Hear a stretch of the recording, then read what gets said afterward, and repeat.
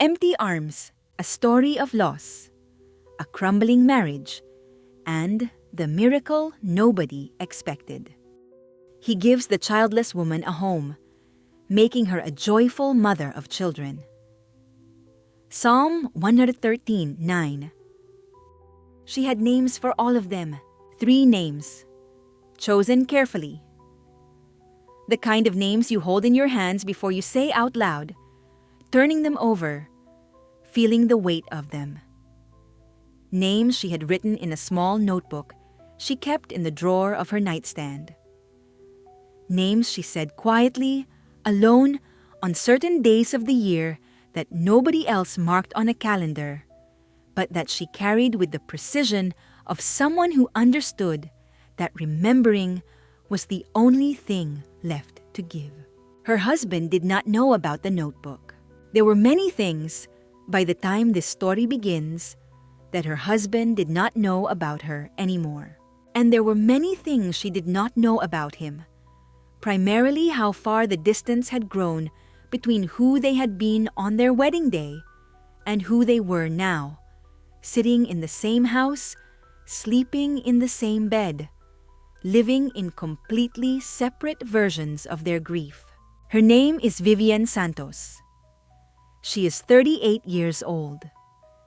And the story of what happened in the 7th year of her marriage is one of the most painful and most unexpectedly beautiful things she has ever lived through. She wants to tell it. So let's begin.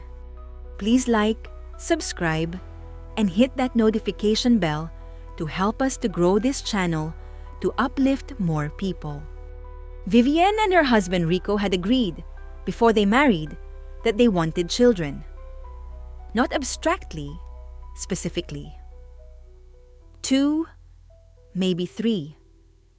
He had talked about it with the warm, certain energy of a man who had grown up in a large family and understood the specific richness of that kind of childhood. She had listened and felt it match something in herself that she had been carrying since she was a little girl, arranging her stuffed animals in a row and conducting imaginary parent-teacher conferences. They were married at 31 and 32 respectively. They were not young, but they were not old. The timeline felt manageable.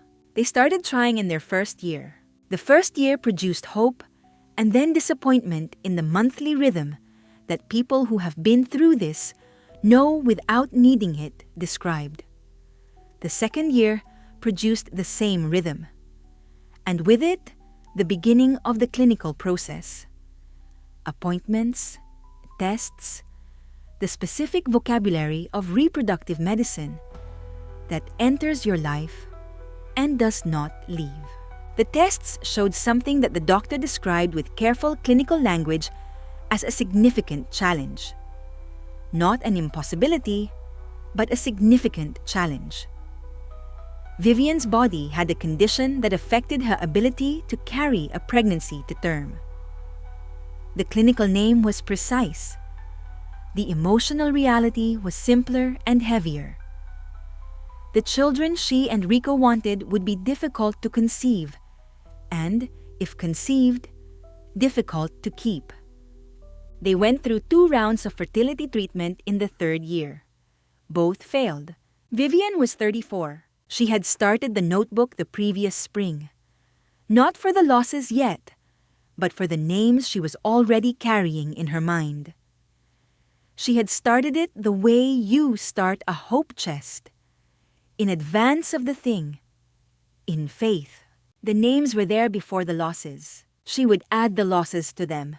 The first pregnancy came naturally, unexpectedly, in the 4th year. She found out on a Tuesday morning and sat on the bathroom floor for 20 minutes holding the test with both hands. She called Rico at work. He came home early. They held each other in the kitchen and cried in the way of people receiving something they had been told would be difficult and had received anyway. They did not tell anyone. They had read the guidance about waiting. They waited. At 9 weeks, at a routine appointment, the room went quiet in the specific way that rooms go quiet when something on a monitor is not what it should be. She learned the word missed in a new context that day. She and Rico drove home in silence. She went to the bedroom. He sat in the living room. They did not hold each other this time. They were each in their own version of the shock. And the shock had not yet learned how to share space. She added the first name to the notebook. The second pregnancy came 8 months later. They were more careful with Hope this time. Held it at a slight distance. Rationed it, as if the distance might protect them. It did not protect them. At 11 weeks, the same quiet room. The third pregnancy lasted 14 weeks. It was the longest. It was the hardest to lose. She added the third name. She closed the notebook. She put it in the drawer. To understand what happened to Rico, you have to understand who he had been before. He was a structural engineer, a man who solved problems with precision and who had an instinctive confidence in systems. If you understood the problem correctly and applied the right method, the outcome was achievable. He was warm and social. From a Filipino family that gathered loudly and frequently, where children were everywhere and were understood to be the heart of everything. He loved Vivienne with the specific, demonstrated love of a man who showed up consistently and paid attention to what mattered to her. He also had no framework for a problem he could not solve. After the third loss, something shifted in Rico that Vivienne would not fully understand until much later, when they were on the other side of it and could look back with the perspective that crisis doesn't permit in the moment. The shift was the conversion of grief into something harder and more directed. His grief, which he did not know how to carry, became frustration. His frustration, which had nowhere appropriate to go, became bitterness. And his bitterness, which needed an address, found the nearest one. He did not make a decision to become unkind to his wife. He did not sit down one day and choose it. It happened incrementally, the way most forms of relational damage happen, through the accumulation of small choices made under pressure, none of which felt decisive in the moment, all of which compounded over time. He stopped asking how she was. Not all at once, gradually, until the asking had simply disappeared from their interactions. He began making comments, small ones, about her diet, which the doctors had suggested might be a factor, about whether she was following the supplement protocol consistently, about whether she was managing her stress, said with an undertone that suggested he found her grief excessive. One evening, in the 6th year of their marriage, after a particularly difficult appointment where the doctor had presented options that were all either expensive or unlikely or both, Rico said something that Vivienne would carry as a wound for a long time. He said, "I sometimes wonder if I made the wrong choice." He meant the fertility treatment path. She would later understand. He meant the financial and emotional investment in a process that kept not working. That was what he meant. What she heard was everything else those words could mean. She did not say anything. She went to the bedroom and closed the door. She sat on the edge of the bed and felt something she had been trying not to feel for 3 years settle into her bones. The specific, cold weight of believing that she was the problem. That her body's failure was a moral failing. That the love of the man she had married had a condition attached to it, and she was no longer meeting the condition. This is the most important thing to say about what happened to Vivienne. She was wrong about what Rico meant, But she was not wrong about what the pattern had been communicating. Because even if the words meant something else, the pattern around them was real. She had been made to feel, in the accumulation of 1,000 small signals over 2 years, that she was insufficient. That accumulation had its own truth regardless of what he had meant by a single sentence. Depression, when it comes from this specific combination of sources, grief, physical loss, relational erosion, does not announce itself dramatically. It arrives like a tide that comes in so gradually, you don't notice the waterline rising until you realize you are standing in something you cannot touch the bottom of. Vivienne stopped doing things she had previously done without effort. She stopped calling her friends back with the same promptness. She stopped attending the women's Bible study at church that she had co-led for 3 years. She went to work. She was a high school art teacher, and the classroom was the one place she could still locate herself. But the energy she brought to it was borrowed rather than genuine. She was also dealing with her body's aftermath. The physical toll of 3 losses, the hormonal disruption, the recurring appointments, the way her own physical self had become a site of complicated feelings rather than a place of home. She did not tell Rico how she was doing. She had stopped believing he wanted to know. They were civil. They functioned. They attended Resurrection Seventh-day Adventist Church on Saturdays and sat in their regular pew and sang and responded to greetings in the fellowship hall, and nobody who didn't know them well would have seen what was underneath. She had become, without deciding to, a very skilled performer of OK. Pastor Clement Asare had been leading Resurrection Seventh-day Adventist Church for 9 years. He was 54, Filipino-born and Californian by residence, with the specific quality of a man who had seen enough of human suffering to be neither surprised by it nor hardened to it. He had a reputation in the congregation for noticing things, for seeing what was present in a room and what was conspicuously absent. He had noticed that Vivienne Santos had not been at the women's Bible study in 6 weeks. He had noticed that when he greeted her after service, she answered with the full warmth of someone performing full warmth. He had noticed that Rico stood slightly separate from her in ways that were small enough to miss if you weren't paying attention. He called Vivienne on a Tuesday morning. He said simply, "I've been thinking about you. Not about anything specific. Just thinking about you. And I wanted to call and say I'm here." There was a long pause. She said, "I'm not doing well, Pastor." He said, "I know, I could hear it from the pew." A beat. "Will you come in?" She came in on Thursday. She told him. The losses, the notebook, the comment Rico had made, and the pattern around it and the way she had been sinking. She told him more than she had told anyone, because he asked, and because he received what she said with the steadiness of someone who was not going to be undone by the weight of it. When she finished, he said, "I want to ask you something. Does Rico know how far down you are?" She thought about it honestly. "No," she said, "because I stopped telling him when I stopped believing he could hold it." He nodded. "And does he know you stopped believing that?" She was quiet.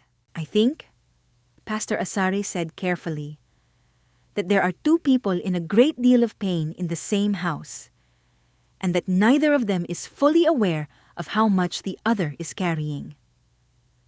That does not excuse the behavior you've described. His conduct has been unkind, and I want to name that plainly.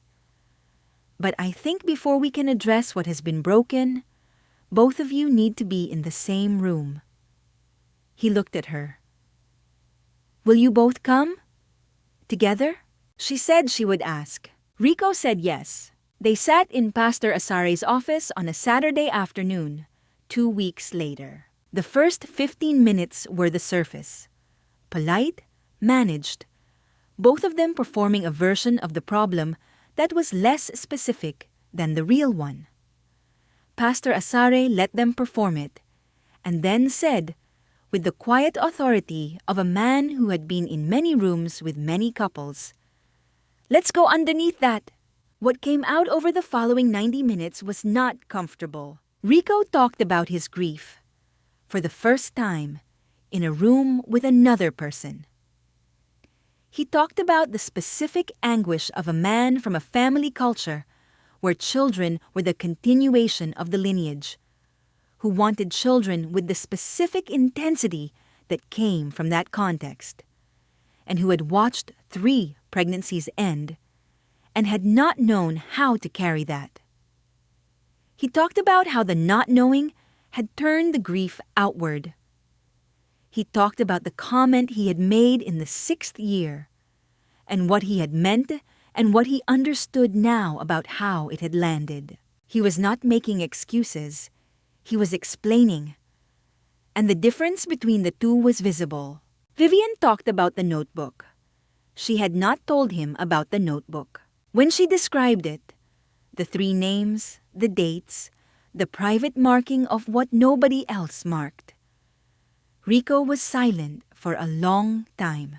Then he said, "Can I see it?" She looked at him. She said, yes, they were home. It was evening. Pastor Asare had given them a framework, and they had agreed to return the following Saturday. They were in the kitchen. Vivienne went to the bedroom. She opened the nightstand drawer. She took out the notebook. She brought it to the kitchen. She held it for a moment. She handed it to Rico. He opened it. He read the 3 names. He read the dates beside them. He read the small things she had written below each name. Not long, just a line or 2, the kind of line you write when you need to say something to someone who cannot receive it. He sat at the kitchen table and read the notebook and did not say anything for a long time. Then he put his face in his hands. He was not composed. He was not managing. He was a man at the end of the distance he had been putting between himself and what was real. And what was real had arrived all at once in a small notebook with 3 names in it. Vivienne stood in the kitchen doorway and watched her husband come apart. She crossed the kitchen. She sat down next to him. She put her hand on his back. She did not say anything. She did not need to. She stayed. He reached for her hand eventually. She gave it. They sat at the kitchen table in the dark for a long time. 2 people who had been in the same house in completely separate versions of their grief, finally occupying the same one. It was not a resolution. It was a beginning, but it was the right beginning. They went back to Pastor Asare. They also went to a licensed marriage counselor he referred them to, a woman named Dr. Yvette Reyes, who worked with couples navigating grief and health-related relational strain, and who brought to their sessions the clinical tools that the pastoral space did not replace but complemented. The work was slow and not always comfortable. Rico addressed specifically the pattern of the previous 2 years. The comments, the withdrawal of warmth, the way his own unprocessed grief had been redirected. He addressed it not because the counselor required a performance of remorse, but because, in the specific way of a man who builds things correctly, he understood that you could not build on a foundation you hadn't repaired. Vivienne worked on the depression with Dr. Reyes and with a psychiatrist who identified that she had been managing a clinical condition without support for over a year, and who provided that support in the form that she needed. She also, slowly, reopened her relationship with Psalm 113:9. It was a verse she had read in her early wanting years, and had closed away from herself as the losses accumulated. It felt, for a long time, like a promise that applied to other women. women whose bodies cooperated, women whose stories went differently. Pastor Asare, in one of their pastoral sessions, said, "This verse does not specify the mechanism. It says he makes her a joyful mother of children. It does not say how. It does not say whose children, or in which configuration, or by which path." He looked at both of them. "I think you've been trying to tell God which door to come through. He is not obligated to use the door you specified." Rico and Vivienne looked at each other. They had a conversation that night that they had never had before, about adoption. They submitted their application to a domestic adoption agency 14 months after the night of the notebook. The process was long. They had been warned. They completed their home study. They completed the education requirements. They waited in the specific, active, deliberate way that people wait when they have learned, at some cost, that the outcome is not theirs to engineer. 8 months into the wait, Vivienne's phone rang. The caseworker's name was Ms. Torres. She said there was a situation she wanted to discuss. A mother who had reviewed several profiles and had asked to meet with one family. The family she had asked to meet was Vivienne and Rico. The meeting was at a coffee shop on a Thursday morning. The mother's name was Briella. She was 23, in a situation she described simply and without drama, and she had chosen them. She said this directly, looking at them both, because of something Vivienne had written in their adoption profile about the names in the notebook. Vivienne had included it. She had almost not included it. She had decided at the last moment that if she was going to let someone choose her as a mother, she wanted them to know what kind of mother she would be. Briella said, "I knew when I read that this was the right family." Her son was born 6 weeks later. They named him the name Vivienne had written first in the notebook, the name she had chosen before any of the losses, the name she had held in her hands before she said it out loud, turning it over, feeling its weight. She had been holding it for 6 years. It fit him exactly. Vivienne stood in the nursery of their home, the room that had been a spare room, and then a room that was hard to walk past, and then a room she and Rico had painted together on a Saturday in February, with the specific, careful hope of people who have learned that hope is not the enemy of grief, but its companion. She held her son. She thought about 3 names in a notebook and 1 name on a birth certificate, and the strange, specific mercy of a God who does not use the door you specified, but uses a door he had been building from the other direction the whole time. She thought about Rico, who was asleep in the next room after a 2 a.m. feeding, and who had become, in the 2 years of repair, a man she recognized again. Not the man before the losses, which would have been impossible, but the man shaped by having gone through them honestly and come out the other side with his character intact. She thought about Psalm 113:9. He gives the childless woman a home, making her a joyful mother of children. She was joyful, not because the grief was gone. The 3 names were still in the notebook. She still marked certain days. The losses were part of her and always would be. Joyful because grief and joy are not opposites. They are neighbors. And she had learned to live in the house they share. She kissed her son's forehead. She put him down. She went to find her husband. Infertility and pregnancy loss are among the most isolating griefs a person can carry. In part because they are so often carried silently, in private, in the space between what people can see and what is actually happening. This story carries several truths worth naming plainly. The first is for the women who are carrying a notebook of their own, in whatever form it takes. Your grief is not excessive. Your losses are real. The fact that others cannot see what you have lost does not diminish the reality of what you have lost. You are allowed to grieve fully and specifically, and for as long as it takes. The second is for the partners. Grief shared is not grief doubled. It is grief distributed, which is a different thing entirely. The man or woman beside you is not the cause of what you have lost. Redirecting unprocessed grief toward the person who is also grieving is one of the most common and most damaging things that happens in the wake of this kind of loss. Name what you are carrying. Find a room, a pastor's office, a counselor's room, any honest space, and put it down in front of someone who can help you carry it correctly. The third is from Psalm 113. As Pastor Asare framed it, God is not obligated to use the door you specified. The path to becoming a mother or a father may not look like the path you drew. The child who was meant for you may be coming from a direction you haven't looked yet.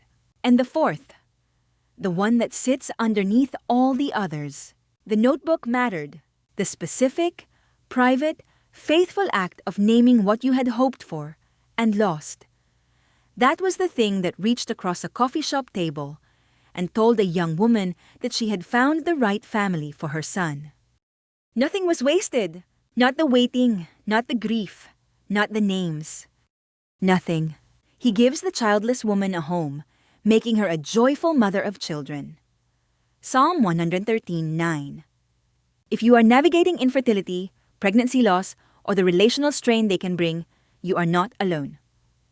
Support is available through Resolve, the National Infertility Association. Resolve.org. Share, Pregnancy and Infant Loss. Support, nationalshare.org. If you enjoyed this story, please like, subscribe, and hit that notification bell to be notified about more inspirational stories on redemption and hope.